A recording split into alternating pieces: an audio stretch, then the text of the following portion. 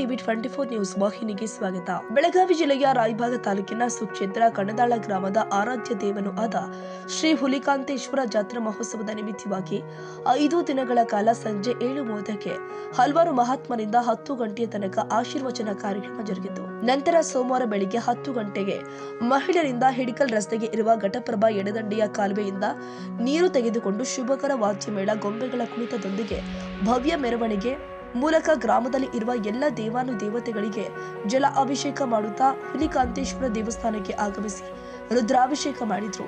ಈ ಸಂದರ್ಭದಲ್ಲಿ ಹುಲಿಕಾಂತೇಶ್ವರ ದೇವಸ್ಥಾನ ಕಮಿಟಿಯ ಅಧ್ಯಕ್ಷ ರಾಮಕೃಷ್ಣ ವೆಂಕಪ್ಪ ದಳವಾಯ್, ಆನಂದ ಮಾರಪುರ, ನಾಗಪ್ಪ ವಡ್ಡರ್, ಶಂಕರ್ ಬಡಿಗೇರ್, ರಾಮಗೌಡ ಪಾಟೀಲ್ ಹಾಗೂ ಕಣದಾಳ ಗ್ರಾಮದ ಸಮಸ್ತ ಗ್ರಾಮಸ್ಥರು ಉಪಸ್ಥಿತರಿದ್ದರು. ಮಂಜುನಾಥ್ ಮಂಗ, ಟಿವಿ 24 ನ್ಯೂಸ್.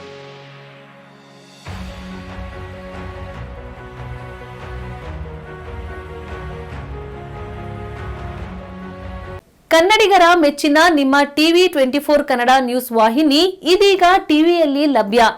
ಕರ್ನಾಟಕ ಮತ್ತು ದೇಶ ವಿದೇಶದ 360 ಡಿಗ್ರಿ ಸುದ್ದಿ ಹಾಗೂ ಉತ್ತರ ಕರ್ನಾಟಕ, ಬೆಳಗಾವಿ, ಬಾಗಲಕೋಟೆ, ಧಾರವಾಡ, ಹಾವೇರಿ, ಗದಗ, ಬಿಜಾಪುರ ಜಿಲ್ಲೆಯ ಕ್ಷಣ ಕ್ಷಣದ ವಿವರವನ್ನ ಪಡೆಯುವುದಕ್ಕೆ ಟಿವಿ 24 ಕನ್ನಡ ನ್ಯೂಸ್ ವಾಹಿನಿಯನ್ನ ಲೈಕ್ ಮಾಡಿ, ವಿಡಿಯೋಗಳನ್ನ ಶೇರ್ ಮಾಡಿ, ಕಮೆಂಟ್ ಮಾಡುವ ಮೂಲಕ ನಮ್ಮ ವಾಹಿನಿಗೆ ಸಹಕಾರ ನೀಡಿ ಮತ್ತು ಚಾನೆಲ್ ಅನ್ನ ಸಬ್ಸ್ಕ್ರೈಬ್ ಮಾಡಿ. Thank you.